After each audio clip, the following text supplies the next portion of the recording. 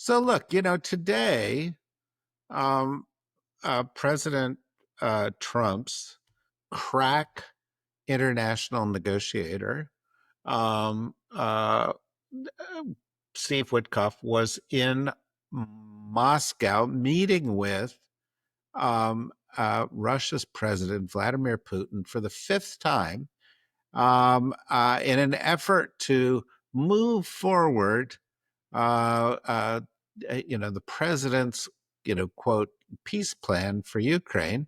And it is said by both sides, at least so far, that it was a constructive meeting. And fortunately, one of the great advantages of doing deep state radio is that I get to talk to experts about things I don't understand. And one thing I don't understand is the Trump administration's relationship with Russia.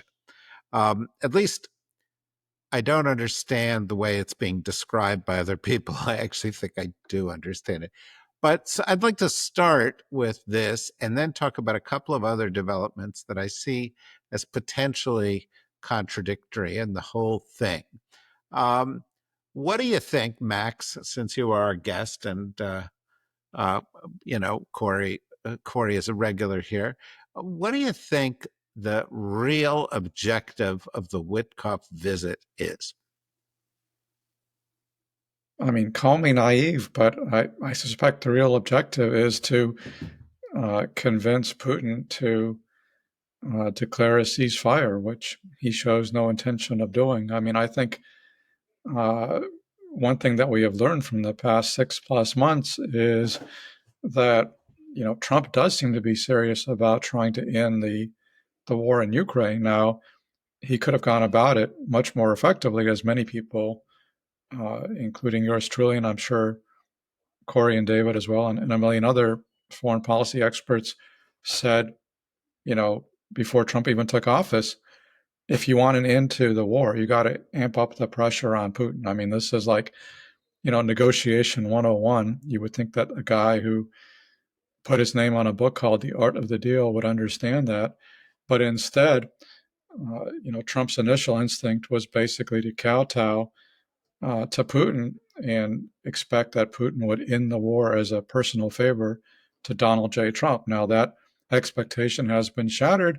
And I think what we saw in June was a startling about face where Trump all of a sudden stopped blaming poor President Zelensky for the war and started blaming the actual culprit, President Putin, and suggested finally that he was getting exasperated with Putin jerking him around, having so-called nice conversations, but then continuing to bomb Ukraine. And now I think he's getting ready to do something about it unless Putin pulls off a startling reversal of his own and actually agrees to a ceasefire, which again seems unlikely. So it seems like the trajectory we're on is that Trump will actually impose secondary sanctions on Russia. In fact, he's already done that with India, and we can discuss separately whether that's a good idea or not. And I have some serious doubts, but nevertheless, the trajectory of his approach towards Russia, I would say, and this is not something I expected I would be saying like 6 months ago.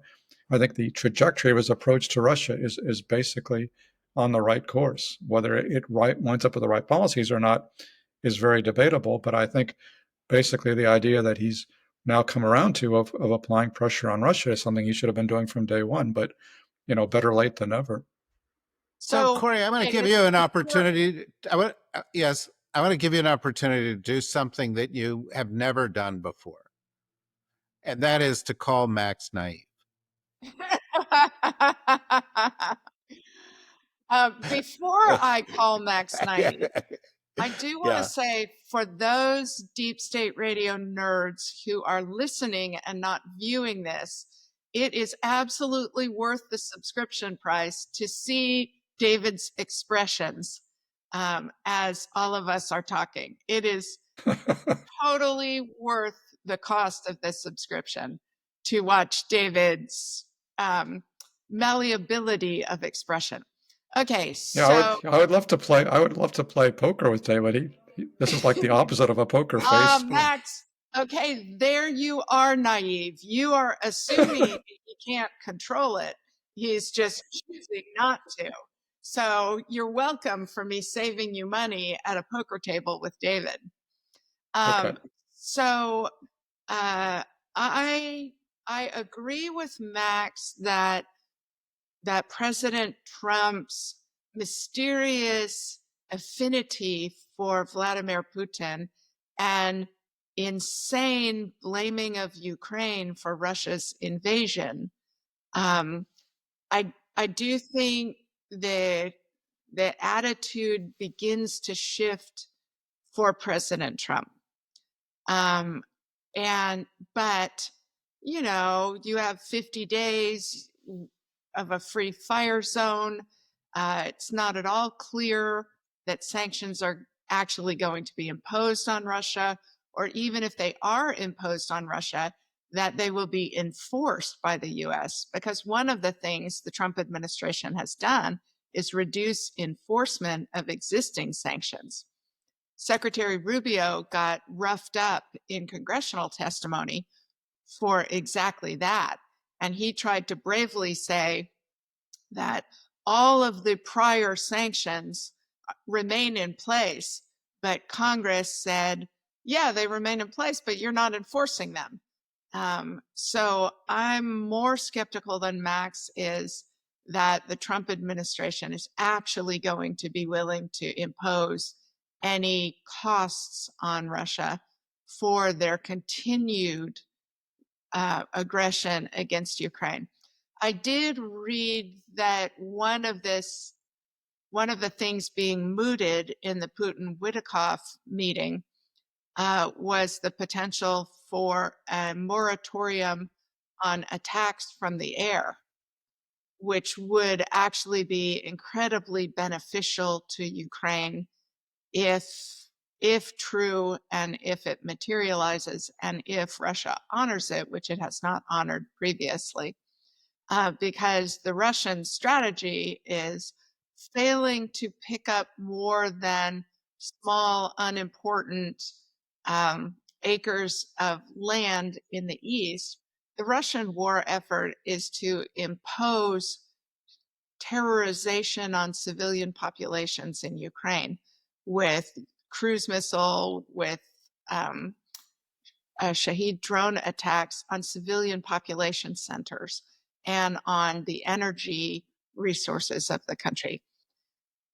One thing that might make the Russians more amenable to it is that following Germany's lead, the Western countries that are arming and supporting Ukraine are relaxing the restriction on deep strikes using Western provided weapons by Ukraine against Russia. Now, Ukraine isn't targeting population centers, so they have the moral high ground in that way, as in addition to many other ways. But they are targeting increasingly deeply inside Russia, so that may give Russia the incentives to protect their military bases and energy resources as Ukraine continues to extend its strike portfolio. But I'm pretty skeptical that the Russians will agree to that, because I don't see how they succeed in achieving any of their unrelenting objectives for the war unless they can terrorize Ukrainian populations into ceding sovereignty over the country.